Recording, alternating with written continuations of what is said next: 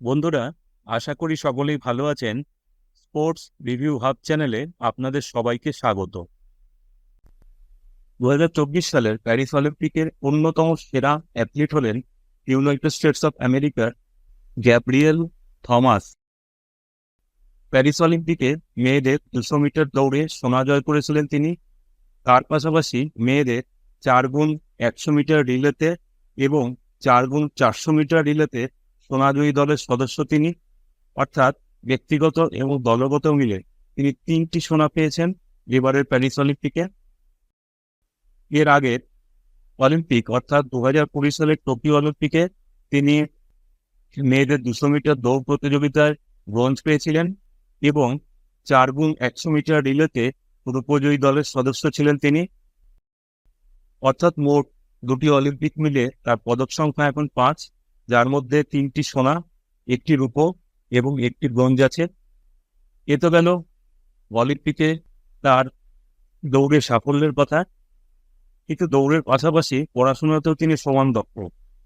বাংলায় একটা কথা আছে না, যে রাধে সে চুলো বাঁধে, অর্থাৎ যে একাধিক কর্মে নিপুণ সেই মহিলাদের ক্ষেত্রে এই কথাটি প্রয়োগ করা হয়। আমাদের দেশে ক্রিকেট অত্যন্ত প্রচলিত খেলা। ক্রিকেটে অলরাউন্ডার বলতে যে ছবিটা ভেসে ওঠে, অর্থাৎ ব্যাটিং, বোলিং এবং ফিল্ডিং এর সমান দক্ষ ক্রিকেটারের কথা। ঠিক তেমনই গ্যাব্রিয়েল থমাস একাধিক বিষয়ে সমান পারদর্শী।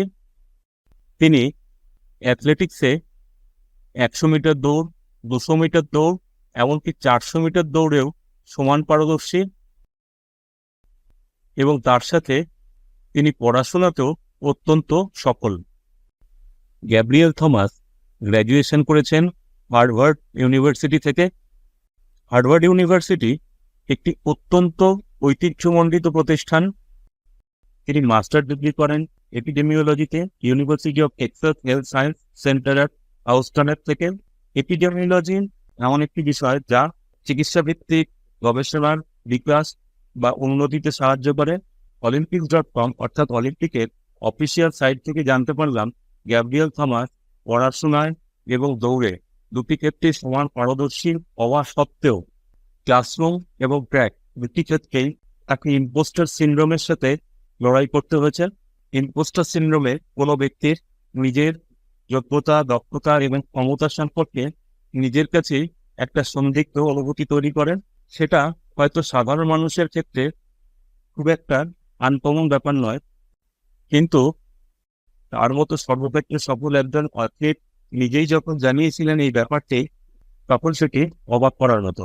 তিনি আরও জানিয়েছেন ইম্পোস্টার সিনড্রোম থাকা সত্ত্বেও কিন্তু তিনি ক্রমাগত প্রচেষ্টা করে গিয়েছেন যতক্ষণ পর্যন্ত না তিনি নিজেকে যোগ্য বা সমর্থ মনে করেছেন।